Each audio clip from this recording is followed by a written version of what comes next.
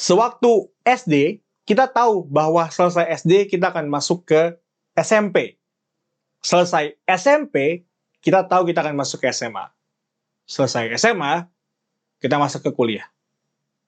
Setelah kuliah, kita mencoba untuk menjawab pertanyaan itu dengan berkata bekerja. Habis kuliah, bekerja. Tapi sekarang kan pertanyaannya menjadi banyak. Bekerja di mana? Arahnya kemana? Mau tinggal di mana? Dan semua pertanyaan-pertanyaan ini yang tidak pasti, yang tidak jelas, membuat kita merasa cemas. Dan pada akhirnya menimbulkan yang bahasa kerennya disebut quarter life crisis.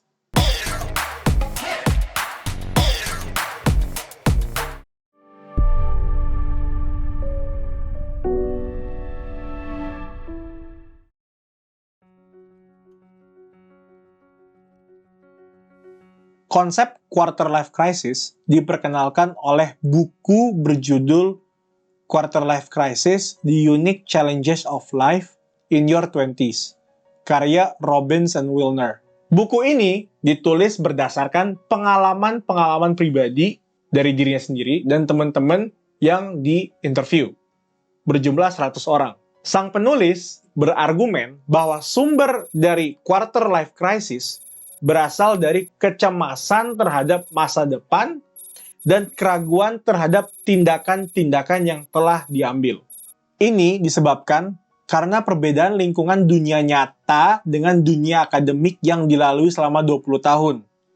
Di dunia akademik, setiap orang diberikan standar, arah, dan cara pengerjaan yang jelas. Contoh, untuk naik ke kelas berikutnya, naik kelas nih, membutuhkan nilai rata-rata 80. Berarti setiap dari kita perlu belajar dengan rutin agar dapat mendapatkan nilai 80 atau lebih. Kalau udah dapat 80 atau lebih, ya tentunya kita akan naik kelas. Begitu juga apabila kita hendak melakukan hal-hal selain akademik, tetapi di area sekolah. Misalnya, bila hendak menjadi seorang atlet, maka perlu latihan berapa ratus jam hingga memenangi beberapa turnamen. Di lingkungan sekolah, tempat di mana kita menghabiskan 20 tahun hidup kita, diberikan dengan jelas tujuan serta cara untuk mencapai tujuan tersebut. Di kehidupan nyata, nggak ada.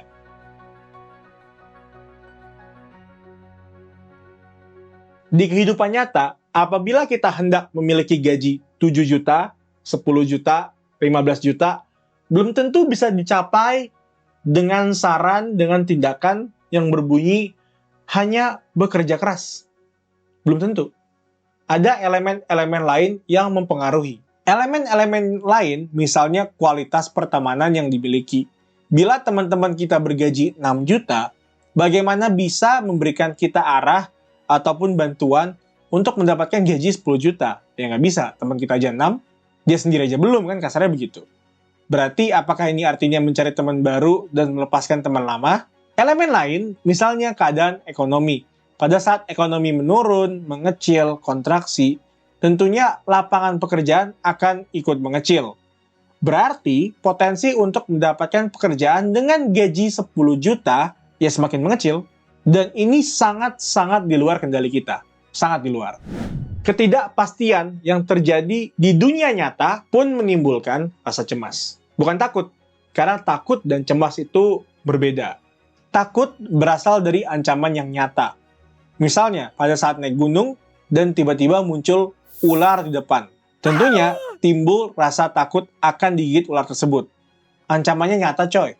Tapi kalau cemas itu adalah rasa yang timbul dari pemikiran saja. Pikiran doang. Dan tidak memiliki wujud nyata di depan kita. Jadi, pada saat jam 1 pagi, jam 2 pagi, kepikiran mengenai masa depan dan khawatir akan masa depan, maka yang dirasakan merupakan perasaan cemas. Nggak nyata. Cemas dan takut itu berbeda. Permasalahannya, pada saat merasakan kecemasan di dunia nyata, yang terjadi adalah perasaan cemas ini mendominasi waktu kita. Jadinya, lebih banyak waktu habis untuk mencemaskan sesuatu ketimbang bekerja. Hidup pun menjadi muter-muter aja.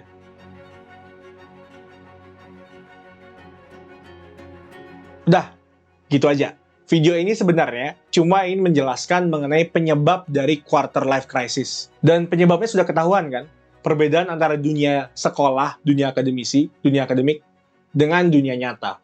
Namun, itu menurut dari buku yang berjudul Quarter Life Crisis, The Unique Challenges of Life in Your 20s. Di video lainnya, gue akan menggunakan lebih banyak jurnal dan referensi sehingga kita bisa membahas Quarter Life Crisis dengan lebih dalam.